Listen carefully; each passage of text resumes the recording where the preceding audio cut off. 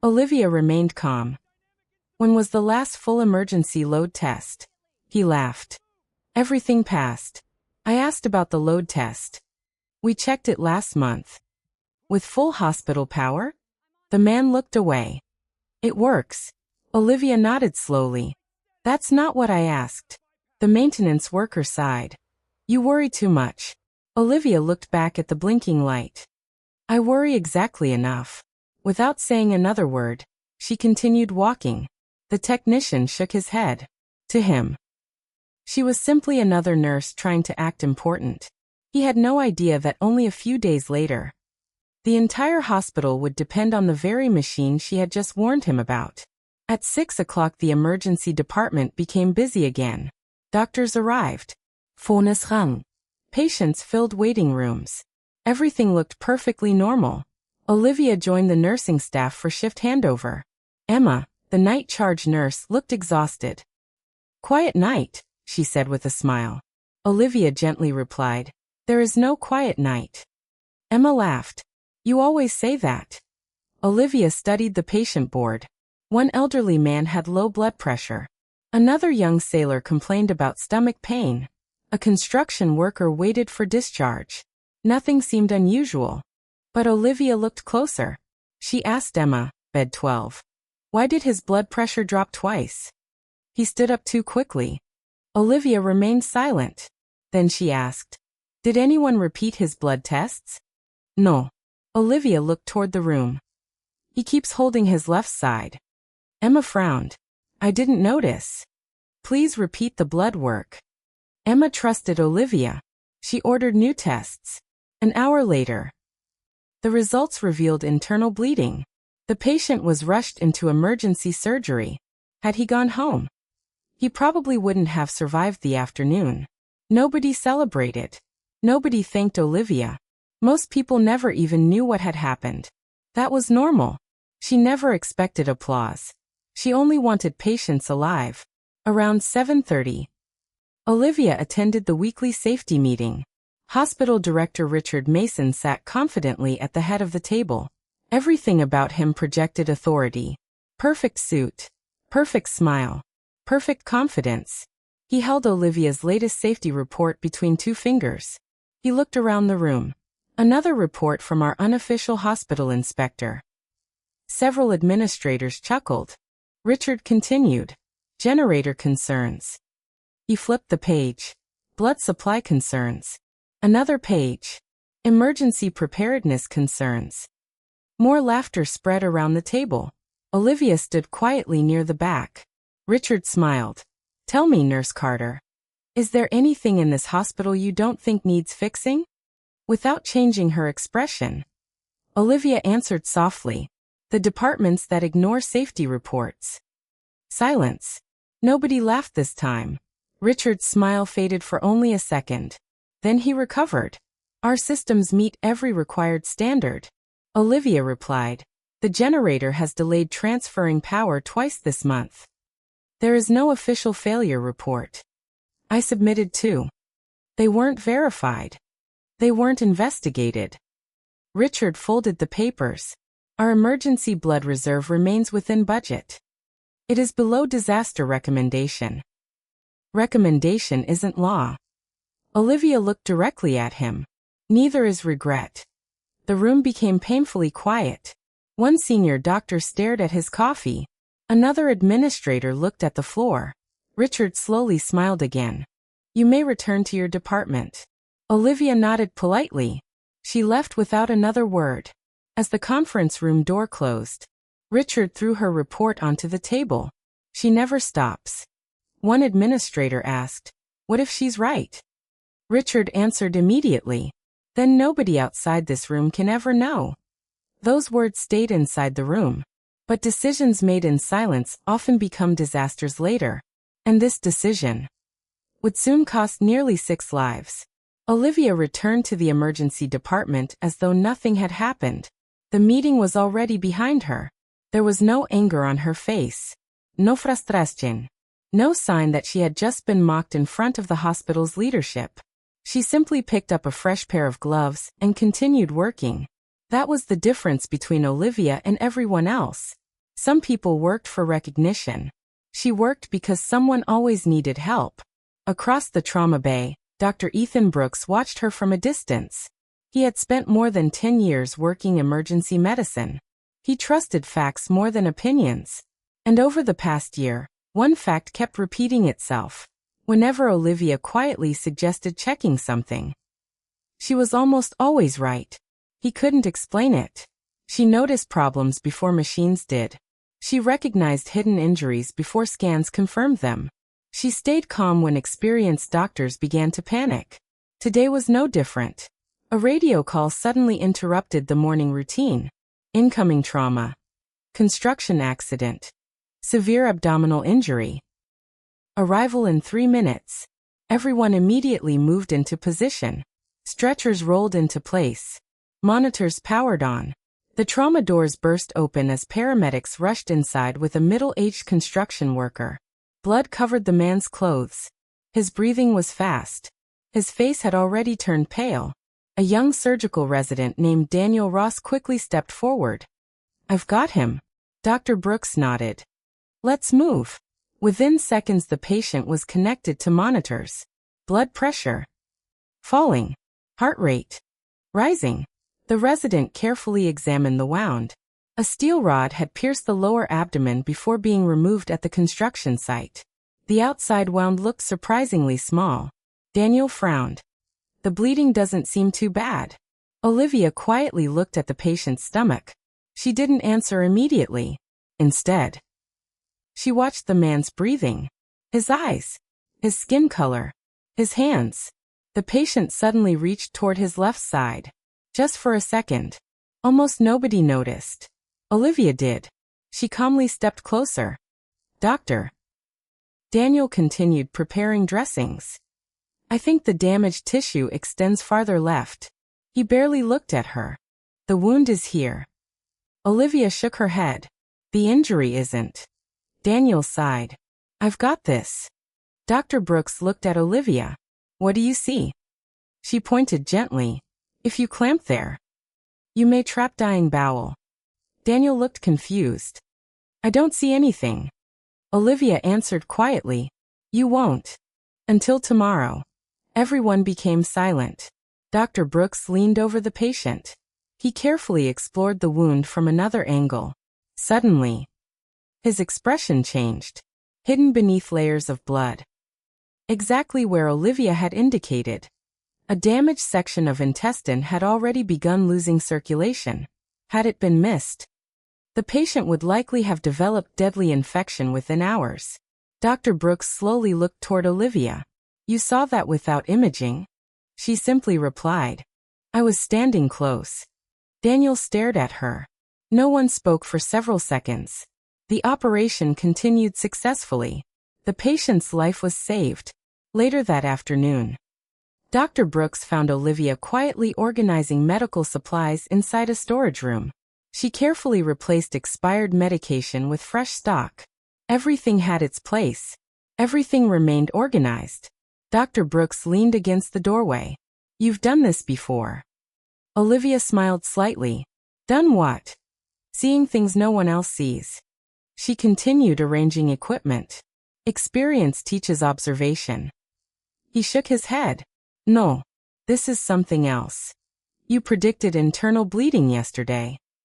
You recognized hidden bowel damage today. You knew exactly where that injury was." She closed the cabinet. "I've simply been lucky." Dr. Brooks laughed softly. "I don't believe in luck anymore." For the first time, Olivia stopped moving. She looked directly into his eyes. "I learned medicine in places where mistakes couldn't be corrected later." Those words surprised him. "What does that mean?" She remained silent. Outside, an ambulance siren echoed across the parking lot. She gently walked past him. "Have a good shift, doctor." He watched her leave. Questions filled his mind. Who exactly was this woman? Why did she know so much? Why had she chosen to become an ordinary trauma nurse instead of a surgeon? Nothing made sense. Meanwhile, several floors above, Hospital Director Richard Mason stood inside his private office reading Olivia's personnel file. He slowly turned each page. registered nurse, advanced trauma certification, military service, details, restricted, medical history, limited, professional background, incomplete. Richard frowned. He hated unanswered questions, especially when they belonged to someone constantly challenging his authority. He pressed the intercom button. Linda. His assistant answered. Yes, sir. I want everything we have on Olivia Carter. We already sent Human Resources the request. I want more. What exactly are you looking for? Richard walked toward the window overlooking the emergency entrance. I don't like surprises. Find out where she worked before coming here. I want every hospital. Every military record. Everything. Understood. He ended the call, then quietly picked up Olivia's latest safety report again. For a long moment, he simply stared at it. Every warning she had written was technically correct. The generator problem. Real. The blood shortage. Also true. The outdated emergency training. Completely accurate. Richard sighed heavily. None of those issues could be fixed quickly. Fixing them required money. Admitting mistakes. Answering uncomfortable questions from headquarters. Questions that could destroy his career. Much easier. To make everyone stop listening to Olivia. And over the next several days. That's exactly what happened. She was quietly removed from 2 safety committees. Her recommendations disappeared before reaching senior management. Training proposals were rejected without explanation. Some nurses stopped speaking openly around her. Residents repeated Richard's jokes. Here comes the hospital inspector. Others laughed. Olivia never answered. She simply continued doing her work. She inspected equipment, checked supplies, helped patients, filled out reports she knew would probably never be read. Dr. Brooks watched everything. Several times. He almost defended her. Several times. He almost spoke during meetings. Each time. He stayed silent. He convinced himself it wasn't his battle. He convinced himself hospital politics were none of his business. Months later, he would remember those moments with regret. Because silence can become part of the disaster too. The following week felt strangely calm. Too calm. The emergency department remained busy, but nothing truly unusual happened.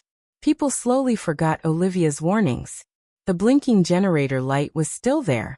The reports were still sitting somewhere inside administration. The blood reserve remained lower than recommended. But because nothing terrible had happened. Most people assumed nothing terrible ever would. That was human nature. People trusted yesterday more than tomorrow. Olivia never made that mistake. Every morning she continued her routine. She checked emergency oxygen. She tested portable suction machines. She counted trauma kits. She inspected backup batteries. She quietly replaced expired medications before anyone noticed. Nobody asked her to. The quiet room faded from her mind. Suddenly, she wasn't sitting inside her little house anymore. She was somewhere else. A place filled with smoke, dust, explosions, broken walls. The air smelled of burning fuel.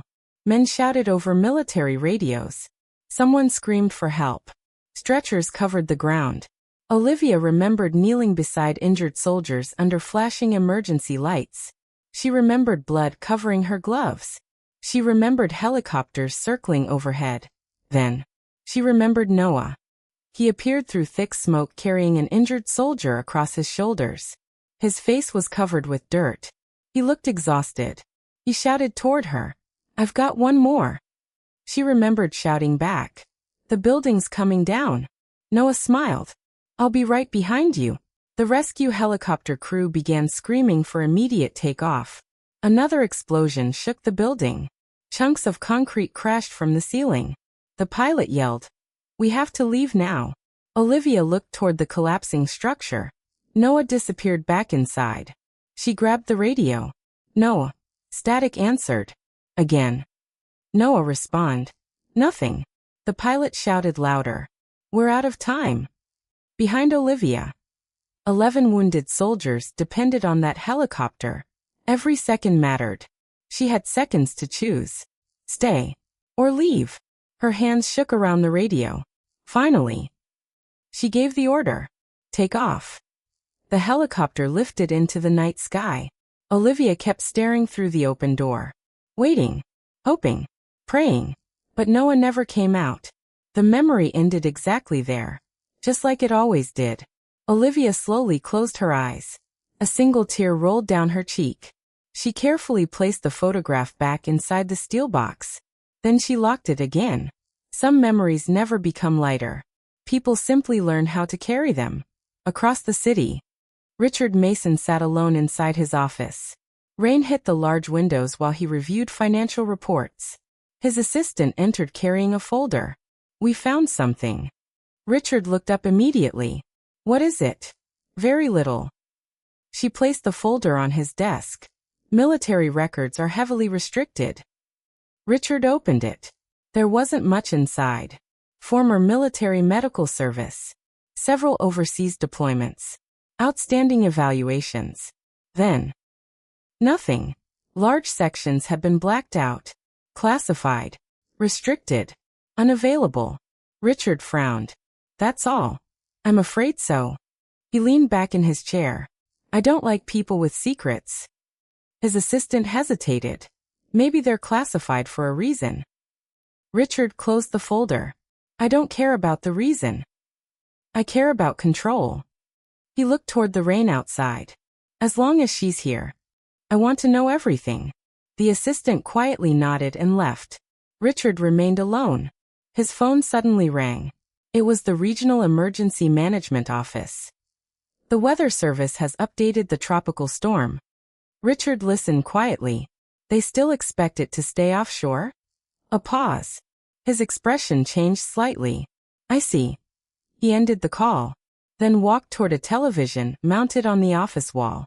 Weather radar covered the screen. A tropical storm spun slowly over the Atlantic Ocean.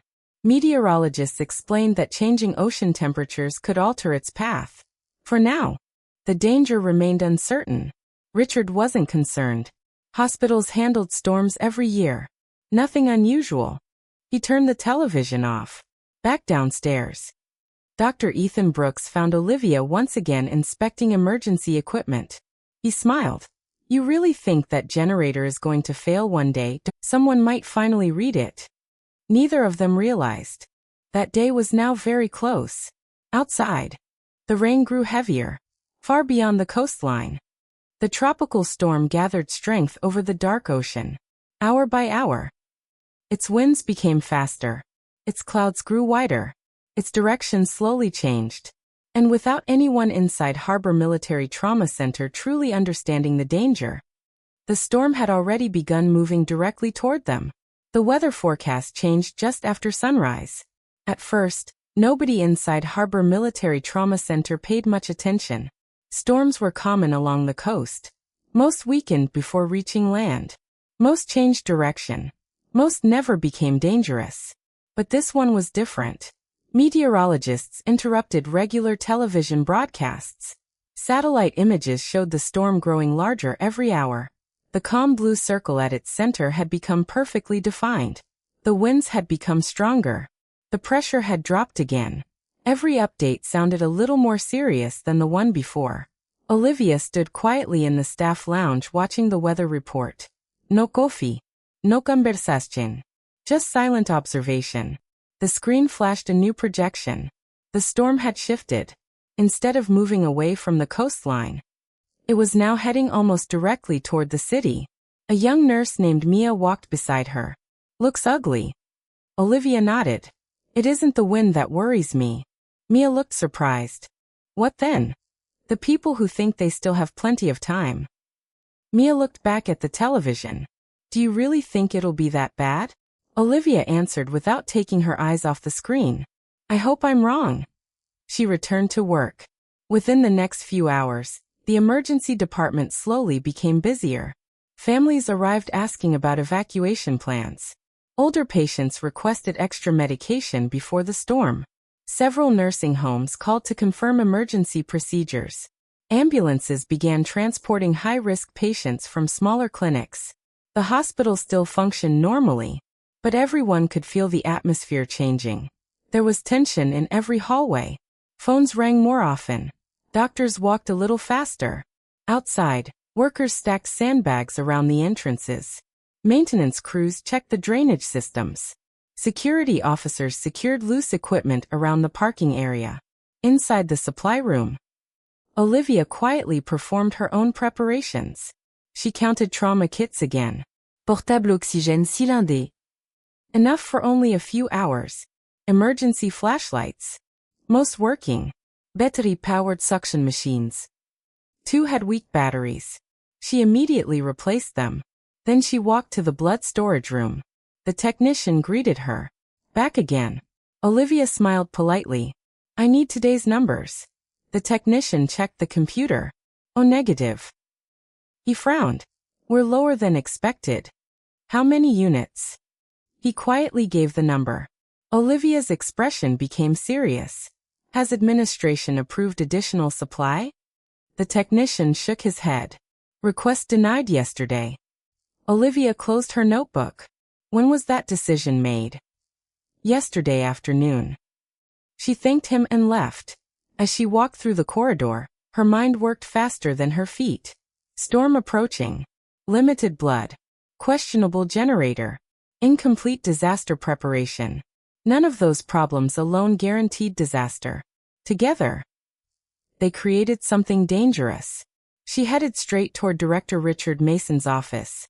His assistant looked up as Olivia approached. Do you have an appointment? No. He's busy. It'll only take a minute. The assistant disappeared inside. A few moments later, Richard called her in. He remained seated behind his large desk. What is it now? Olivia placed her notebook on his desk. The storm track changed. I've seen the forecast. Our blood reserve isn't enough. We're within policy. Our backup systems still haven't been fully tested. They passed inspection. Olivia remained calm. Inspection isn't the same as emergency performance. Richard folded his hands. You've made your opinion very clear. This isn't an opinion. It becomes one when maintenance disagrees. Olivia took a slow breath. If roads flood, if helicopters can't fly, if power fails, we'll be isolated. Richard smiled politely. You always expect the worst. I prepare for it. He leaned back. That's enough. She didn't move. We should request additional blood immediately. We should move extra surgical equipment downstairs. We should prepare the old operating suite. Richard's expression hardened. The old suite hasn't been certified. It still works. It isn't authorized. It could save lives. He slowly stood. Our emergency plan has already been approved. Olivia looked directly at him. Plans don't save patients. People do. For a brief second, neither of them spoke. Finally, Richard answered. This discussion is over. Olivia quietly picked up her notebook. I hope you're right. She turned and walked away. Richard watched the door close. His assistant entered. What did she want? The same thing she always wants. Safety. Richard looked toward the window where rain had begun falling harder. One day she'll understand that hospitals can't prepare for every possibility.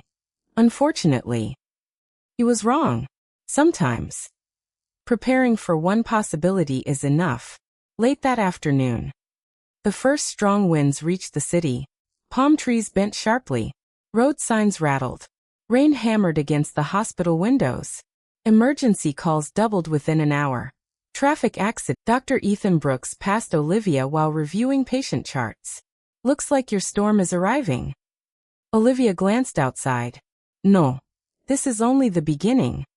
Almost as if the weather wanted to prove her right. The lights flickered again. Longer this time. Several computer screens restarted. Monitors beeped loudly before reconnecting. Patients looked around nervously. Within seconds, everything returned. Ethan looked toward the ceiling. That's twice today. Olivia didn't answer. She was already walking toward the generator corridor. The yellow warning light was still blinking. Now, its flash seemed slower. Almost tired. She gently placed one hand against the metal housing.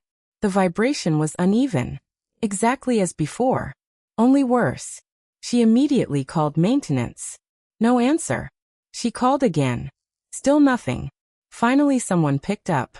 We're busy. The transfer relay is getting weaker. We'll check it after the storm. Olivia's voice remained calm. It may not wait that long. We'll get there. The call ended. She lowered the phone. Something deep inside told her. Time was running out. Across town, heavy rain flooded several streets. Police began closing low bridges. Emergency vehicles struggled through standing water. Television stations urged residents to remain indoors. The hurricane warning level increased. Harbor Military Trauma Center suddenly became the busiest hospital in the region. No one inside realized. The real emergency hadn't even arrived yet.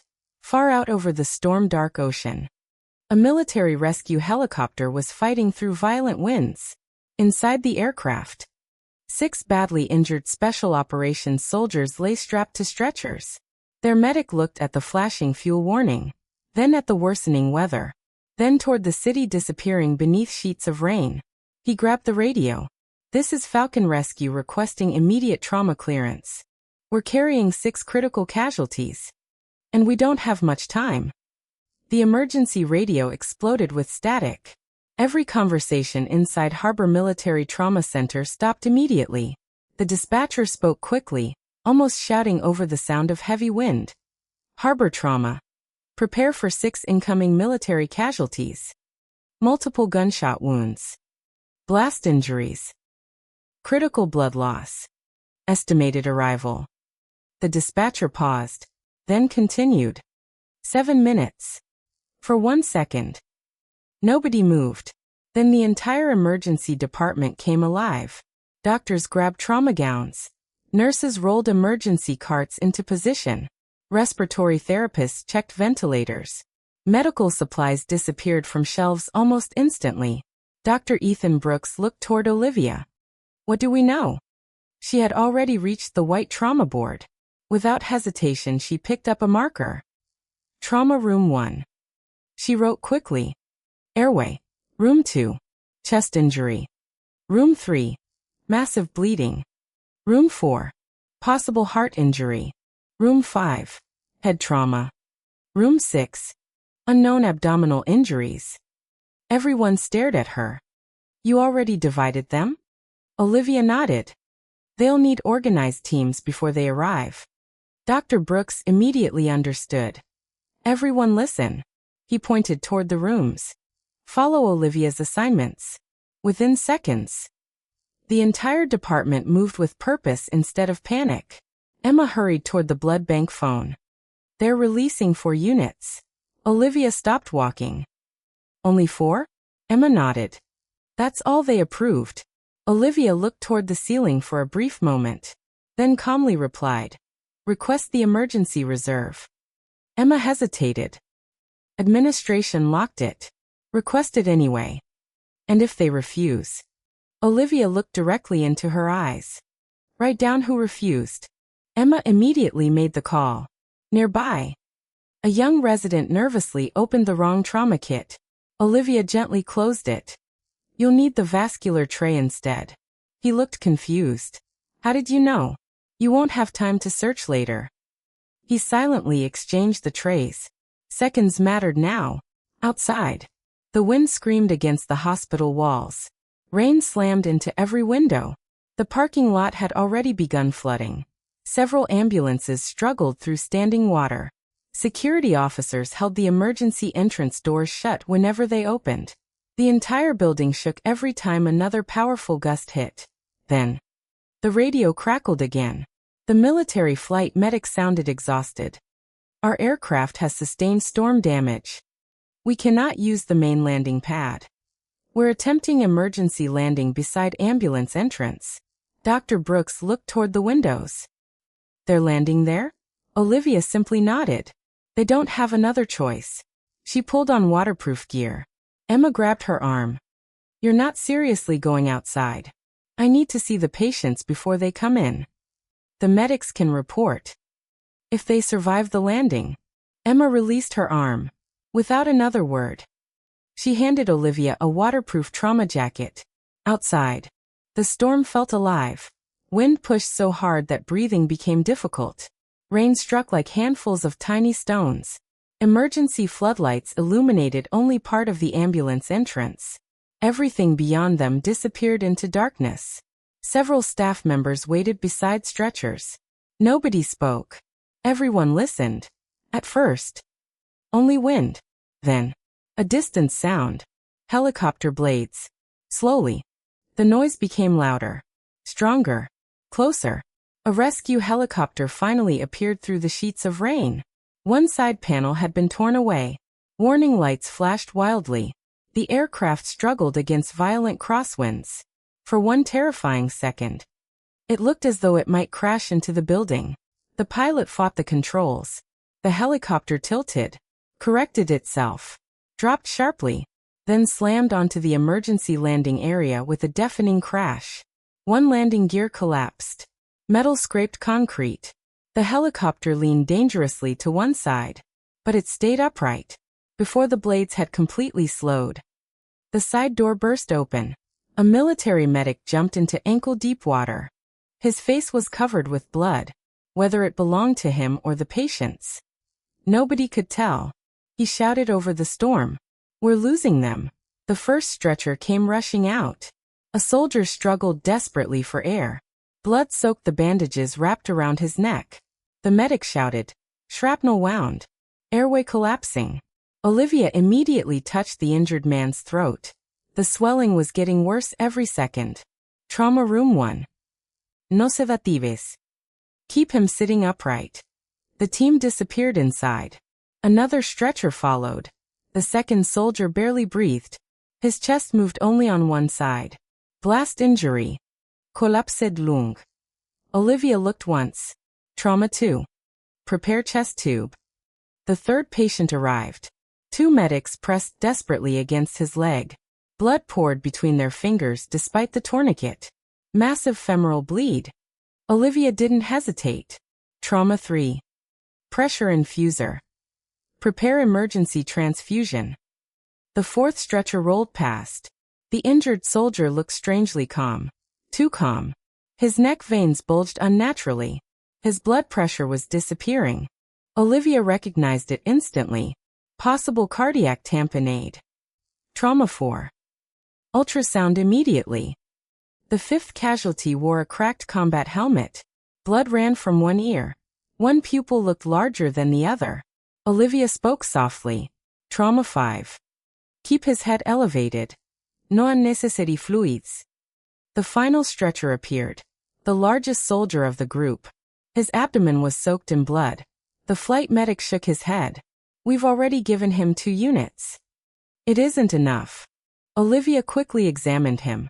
His stomach had already become rigid. Internal bleeding. Severe. Trauma 6.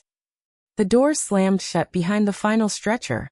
Outside, the helicopter sat crippled beneath the hurricane. Inside, 6 monitors came alive almost simultaneously. 6 different alarms echoed across the department. 6 lives balanced on the edge of time. For a brief moment, everything became chaos. One nurse pushed equipment into the wrong room. Another searched desperately for missing supplies. A resident froze while trying to remember emergency protocol. Someone shouted for blood. Someone else shouted for oxygen. Another voice called for surgery. Then, Olivia stepped into the middle of the trauma bay. She didn't shout. She didn't panic. She simply spoke clearly.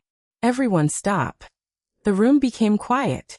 She pointed toward each room one after another. Airway team. Stay in room 1. Chest team. Room 2. Bleeding control. Room 3. Cardiac team. Room 4. Neurological monitoring. Room 5. I'll take room 6. The confusion disappeared almost instantly. People finally had direction. Dr. Brooks looked around in amazement. Only seconds earlier, the department had been drowning in panic. Now, everyone knew exactly where they belonged. The medic who had flown with the soldiers watched Olivia organize the response. He quietly whispered to another crew member, "Who is she?" The other medic simply shook his head. "I don't know. But thank God she's here." The sixth trauma room became completely silent. Not because the danger had passed. Because everyone inside understood just how close this soldier was to dying. Olivia stood beside the stretcher while two nurses quickly connected fresh monitors. The patient looked to be in his late 30s. His combat uniform had been cut away during the flight. Deep fragments of metal had torn through his lower abdomen. His skin was almost gray. His pulse was fading.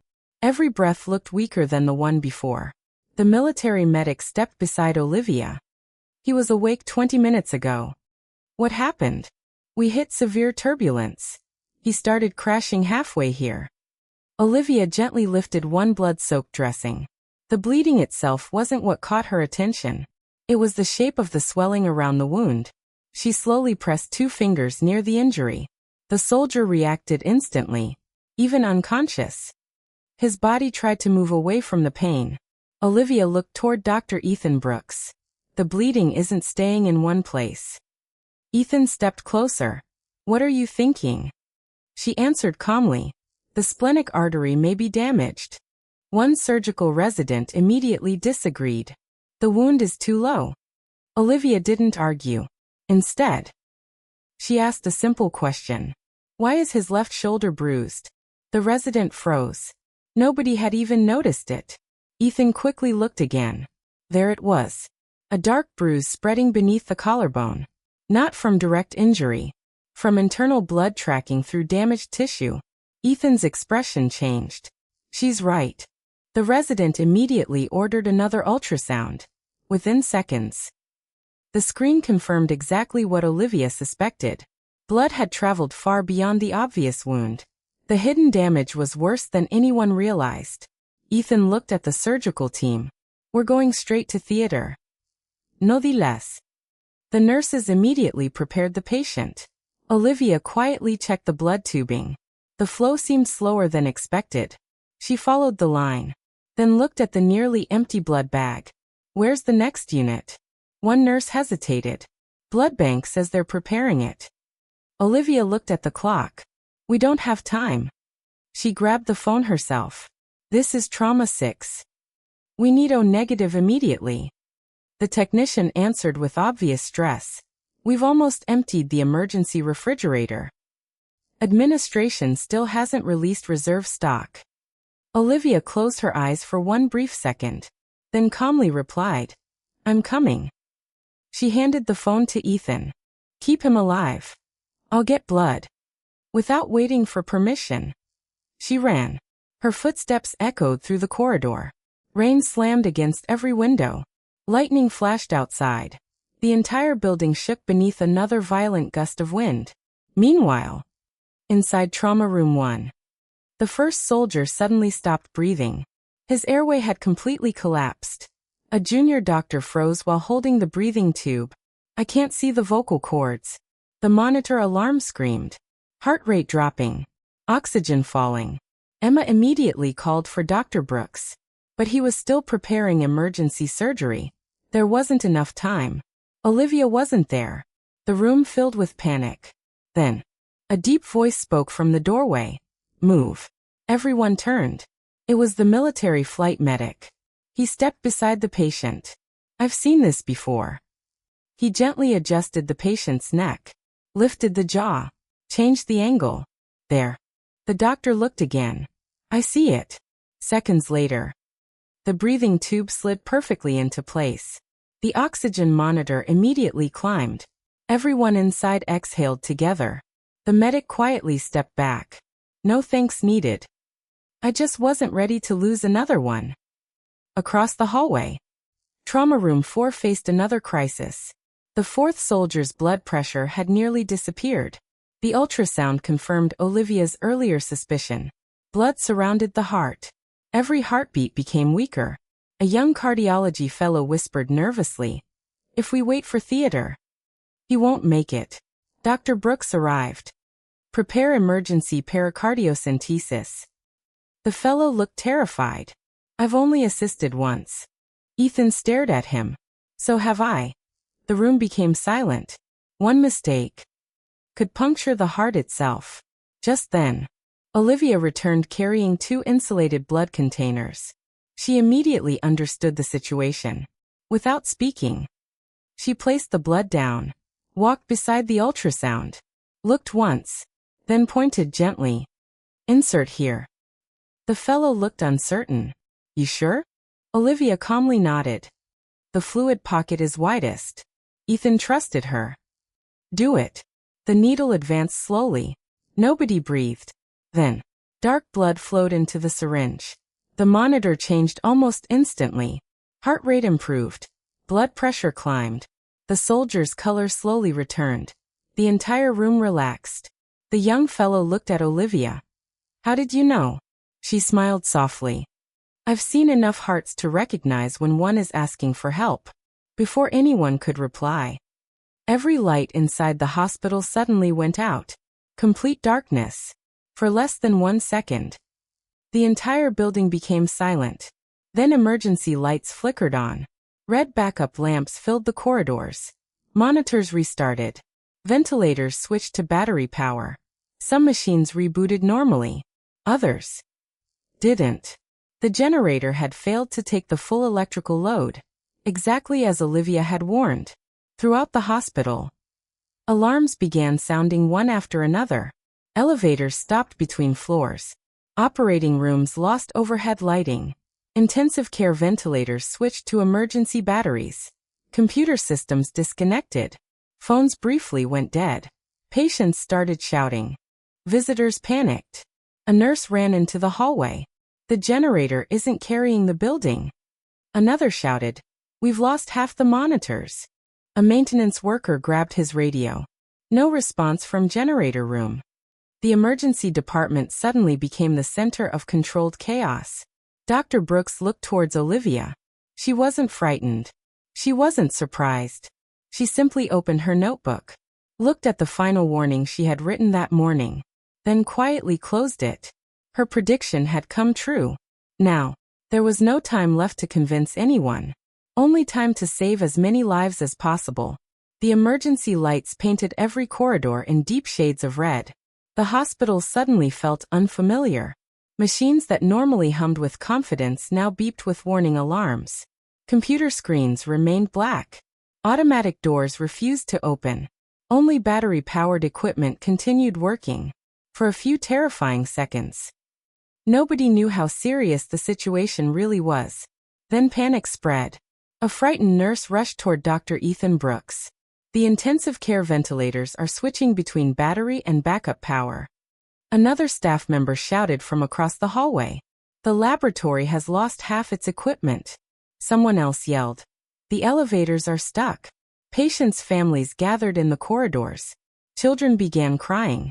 Visitors pulled out their phones, only to discover the mobile signal had become unreliable inside the thick concrete building. Outside, the hurricane roared louder than ever. Sheets of rain crashed against every window. The parking lot had completely disappeared beneath floodwater. Ambulances arriving at the hospital struggled through water almost reaching their doors. Inside the emergency department, Olivia remained perfectly calm. She stepped onto a small platform near the nurse's station. Her voice wasn't loud, but it was steady. Everyone listen. The room slowly became quiet. We still have light. We still have oxygen. We still have each other. So nobody panics. She looked toward the charge nurses. Assign one runner to every critical room. No one walks alone. If equipment fails, I want to know immediately. Emma nodded. It'll be done. Olivia turned toward another nurse. Count every portable monitor. Every flashlight. Every spare battery. Bring everything here. The nurse immediately hurried away. Dr. Brooks watched in amazement. She wasn't acting like someone waiting for orders. She was acting like someone who had survived this before. He quietly asked, "Where did you learn this?" Olivia answered while checking a portable ventilator. In places where electricity was considered a luxury. Before Ethan could ask another question, A maintenance supervisor came running down the corridor. His clothes were soaked. His face looked pale. The generator's running. But only at 40%. Olivia frowned. What happened? We don't know. The transfer relay failed. The backup circuit overloaded. Can you repair it? The man hesitated. Maybe. If we can reach the lower mechanical room. What do you mean maybe? It's flooded. Everyone fell silent. The generator room is underwater? Not completely. But the access tunnel is. Olivia looked toward the building map hanging on the wall. Her eyes studied it for only a few seconds. Then she pointed. There's another route. The supervisor looked surprised. That corridor was sealed years ago. No. It was locked. Not sealed. He stared at her. How do you know that? I checked it during a safety inspection. Months earlier. When everyone laughed at her, the supervisor grabbed his toolbox. I'll try. Olivia stopped him. You won't make it alone. He looked confused. What? You'll need another person. The tunnel will be dark. The water will be rising. I'll come. Dr. Brooks immediately shook his head. Absolutely not. I need you here. Olivia looked calmly toward him. If the generator dies completely, there won't be a here. Before anyone could argue, a piercing alarm echoed from trauma room 3. The soldier with the severe leg injury had begun bleeding again. Everyone rushed inside. The pressure dressing had failed. Bright red blood poured across the stretcher. The young resident pressed harder. It's not stopping. The monitor screamed. Blood pressure. Dropping rapidly. Heart rate. Climbing dangerously. Emma shouted. Where's the next blood unit? The answer came immediately. There isn't one. Silence. Only one unit remained. 6 soldiers still needed blood. Every decision now carried enormous weight. Dr. Brooks looked at Olivia. What do we do? She glanced around the room. Then noticed something everyone else had missed. The tourniquet had shifted almost 2 centimeters during transport. Just enough to reduce its effectiveness. She gently moved it slightly higher. Tighten. The medic obeyed. Almost instantly. The bleeding slowed dramatically. Not completely. But enough. Everyone stared. Dr. Brooks slowly exhaled. I can't believe we missed that. Olivia quietly replied. Panic narrows vision. Another nurse entered carrying a handwritten message. The laboratory says they can only process emergency samples. Olivia nodded. Then every blood test must matter. She turned to Emma. No unnecessary draws.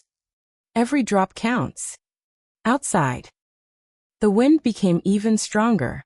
A massive tree crashed into the hospital's east wing. The entire building shook violently. Ceiling dust drifted into the corridors. Several visitors screamed. Security officers immediately moved everyone away from the damaged area. Then, darkness returned. This time, longer. 5 seconds. 6. 7. The emergency lights struggled before finally returning. But several monitors never restarted. A ventilator inside the intensive care unit stopped completely. A nurse's desperate voice echoed through the hallway. We need manual ventilation. Without hesitation.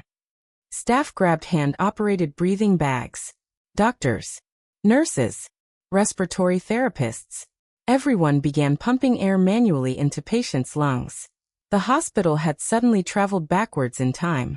Technology no longer led the fight. People did. Olivia looked around. Nobody complained. Nobody walked away. Exhausted hands simply kept working. She quietly smiled. Not because the situation was improving, but because courage was beginning to replace fear. At that very moment, far below the hospital, the maintenance supervisor reached the flooded service tunnel. Water already covered his boots. He pointed his flashlight ahead. The relay room is another 80 meters. Olivia took one step into the freezing water. Then another. The lights behind them disappeared. Only darkness remained. Neither of them realized. They weren't the only ones inside the tunnel. A loud metallic groan echoed somewhere ahead. The rising water had already begun tearing loose old pipes from the ceiling. One wrong step, and the tunnel itself could become a deadly trap. The freezing water reached Olivia's knees before she had taken 10 steps into the service tunnel. Every movement sent ripples through the dark passage. The maintenance supervisor, Marcus Hale, kept his flashlight aimed ahead, but the beam barely cut through the darkness. The tunnel smelled of rust, oil, and damp concrete. Above them, old pipes groaned as the hurricane battered the hospital from outside. Marcus looked back. We can still turn around. Olivia kept walking. If we turn around now, the hospital loses. Neither of them spoke again. Every second mattered. Back upstairs. Harbor Military Trauma Center was fighting two battles at once. One against nature, the other against time. Trauma Room 1 had finally stabilized. The soldier with the airway injury was breathing through the ventilator. His oxygen level slowly climbed. For the first time since arriving.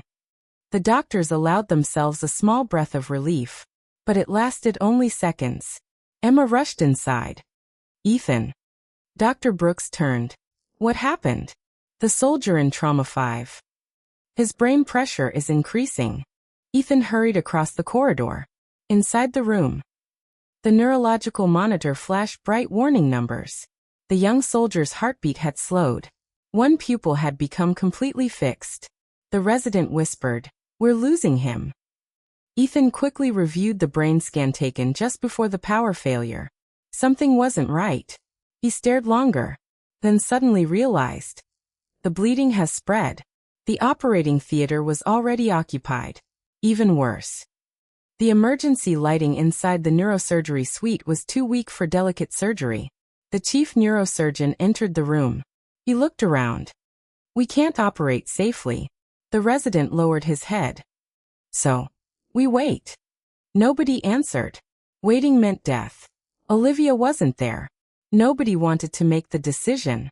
At that exact moment, Emma remembered something. She opened Olivia's emergency notebook. Olivia had written dozens of disaster recommendations inside. Page after page. Equipment lists. Emergency routes. Alternative operating locations. Then one handwritten sentence caught Emma's attention. If the main theater becomes unavailable, convert procedure room B. Emma looked toward Ethan. The procedure room? It has battery-powered ceiling lights. Ethan's eyes widened. I forgot about that room. The neurosurgeon looked surprised. It was designed for emergency field surgery years ago. Emma smiled. Then let's use it. Within seconds, doctors began moving equipment. Portable monitor. Battery-powered suction. Emergency instrument trays. A room almost forgotten by everyone. Was about to become the most important room in the hospital.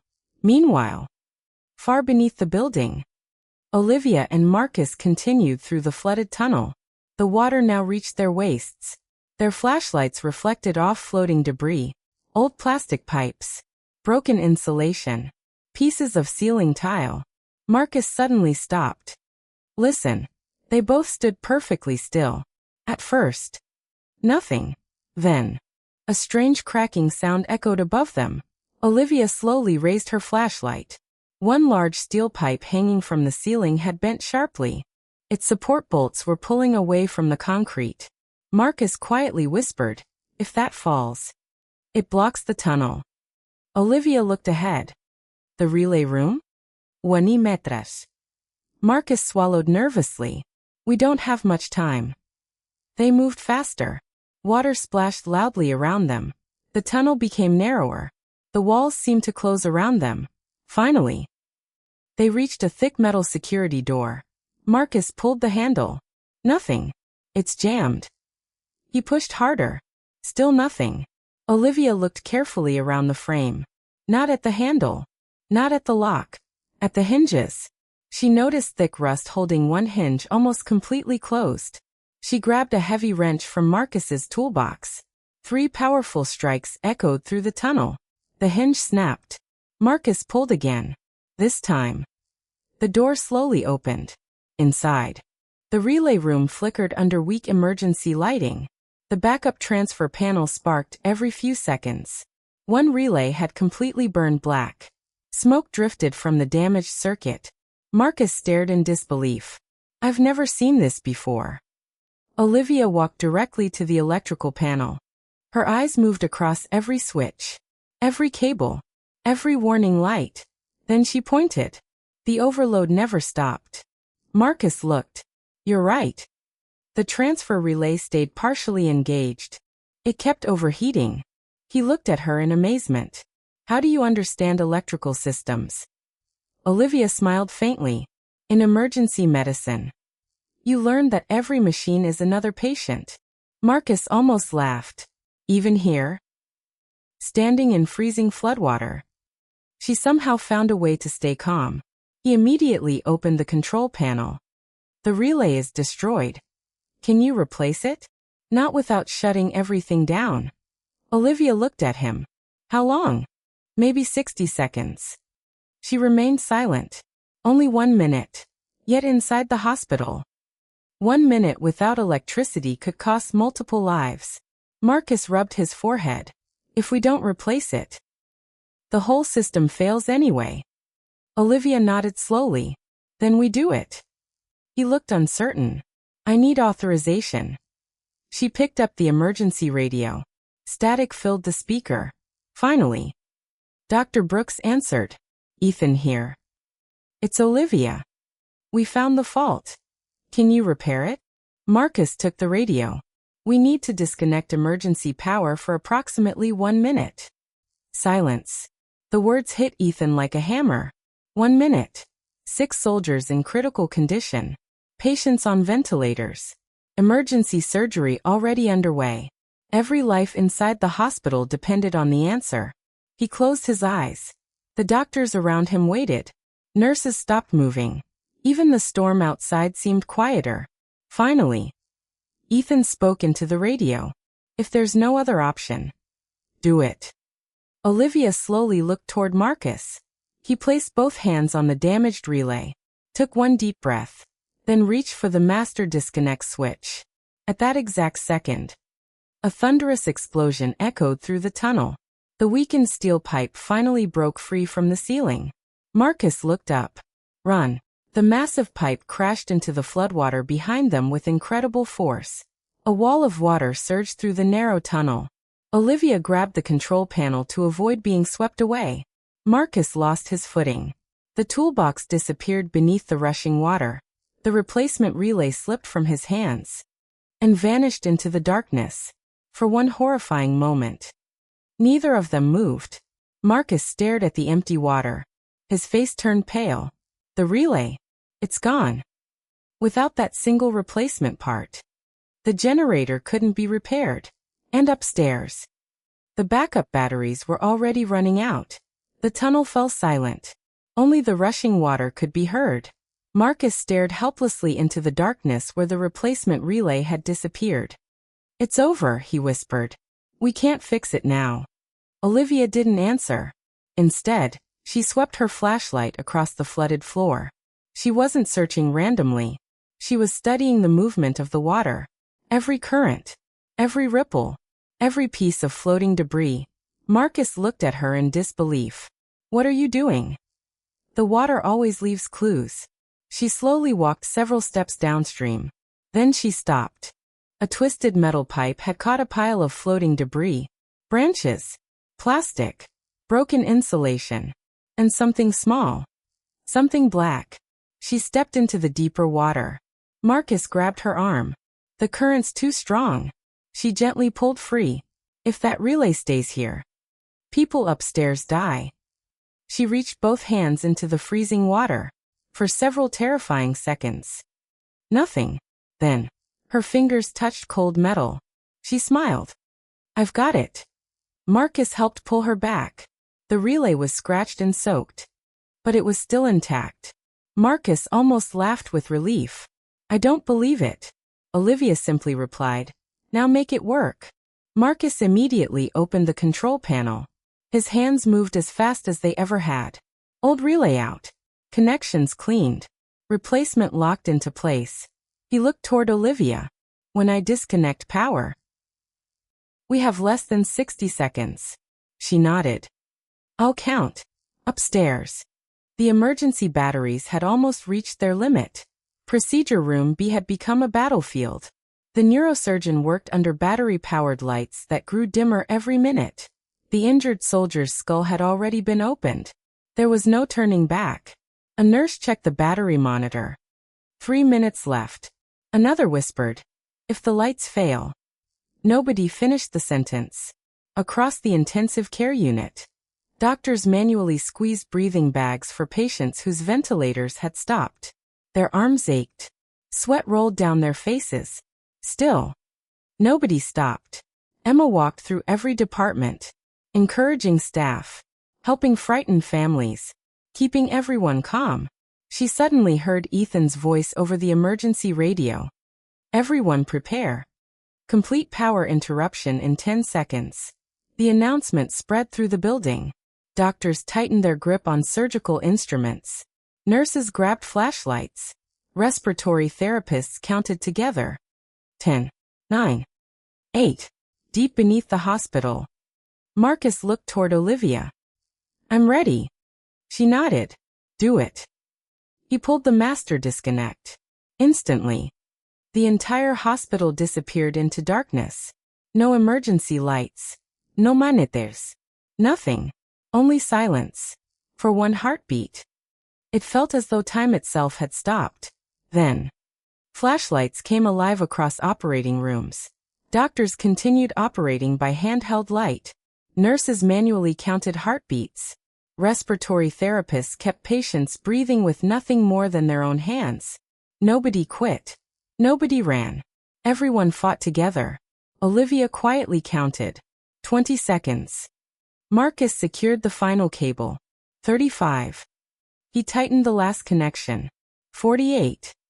He looked at Olivia. Ready. She nodded once. Marcus pushed the transfer switch. Nothing happened. His heart sank. Then, a deep vibration echoed beneath the floor. The generator roared back to life. Stronger than before. Lights flashed. Emergency circuits activated. Operating rooms lit up. Ventilators restarted. Monitors returned one after another. Throughout the hospital, applause erupted. Some nurses cried. Others laughed with relief. Several exhausted doctors simply leaned against the walls. The building was alive again. Inside procedure room B, the neurosurgeon finally removed the last blood clot pressing against the young soldier's brain. He slowly looked at the monitor. The pressure began falling. A smile spread across his face. We've got him. Across the trauma unit, the soldier with the chest injury took his first strong breath without assistance. The patient with the damaged heart stabilized. The soldier with the severe abdominal injuries came through surgery. One by one, every critical monitor began showing hope instead of disaster. Hours later, the storm finally moved inland. The rain weakened. The wind slowly faded. Morning sunlight pushed through broken clouds. The worst had passed. Exhausted staff gathered quietly in the emergency department. No one cared about titles anymore. No one cared who was senior. They were simply grateful to be alive. Director Richard Mason slowly walked into the room. His expensive suit was soaked. His confident expression had disappeared. For several moments, he simply looked around. Every patient who had survived. Every exhausted nurse. Every doctor still wearing blood-stained gloves. Finally, he walked toward Olivia. The entire department became silent. Richard looked down briefly, then back at her. I owe you an apology. Olivia remained quiet. I ignored your reports. I dismissed your warnings. And because of that, we nearly lost this hospital. For the first time since anyone could remember. Richard extended his hand. I'm sorry. Olivia looked at him for a moment, then shook his hand. What matters now is what happens next. Richard nodded. It changes today. Within weeks, the hospital approved every delayed safety recommendation. A completely new generator system was installed. Emergency blood storage doubled. Disaster drills became mandatory. Procedure Room B was fully modernized. Every department adopted Olivia's inspection checklist. The notebook that people once laughed at became required reading for every new employee. Several months later, the 6 soldiers returned to Harbor Military Trauma Center. This time, they walked through the front entrance. No stretchers. No emergency alarms. No blood. Only smiles. Each carried a small wooden box. Their team leader stepped forward. "We never properly thanked you." Olivia looked confused. "You don't have to." He smiled. "We know. That's exactly why we came." Inside the wooden box rested a simple bronze challenge coin. On one side, the emblem of their Special Operations Unit. On the other, 6 engraved words. "Because you never gave up." Olivia held it carefully. For a long moment, she couldn't speak. Then the team leader reached into another box. He handed her a framed photograph. It showed all 6 soldiers standing together outside the hospital. Across the bottom they had written, 7 walked out because one nurse refused to quit. Olivia smiled, but her eyes filled with tears. Just then, one of the soldiers noticed the old military photograph sitting on her office shelf. He pointed toward the young medic beside her. "Who's that?" Olivia looked at the picture. Her expression softened. "My best friend. He stayed behind so others could come home." The soldiers stood silently. Then, without anyone giving the order, all 6 raised their hands in a respectful salute. Olivia returned the salute. Not as a nurse, not as a hero, but as someone who understood exactly what service meant. Months later, the hospital unveiled a small plaque near the emergency entrance. It didn't mention awards.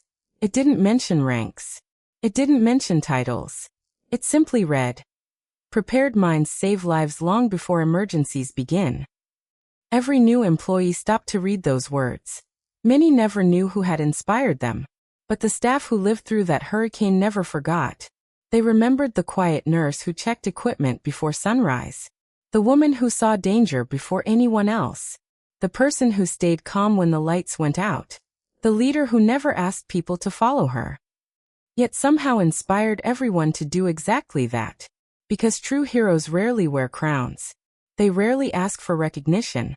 Most of the time, they quietly prepare while everyone else believes tomorrow will be normal. And when disaster finally arrives, they simply do what they've always done. One careful decision. One brave step. One saved life at a time.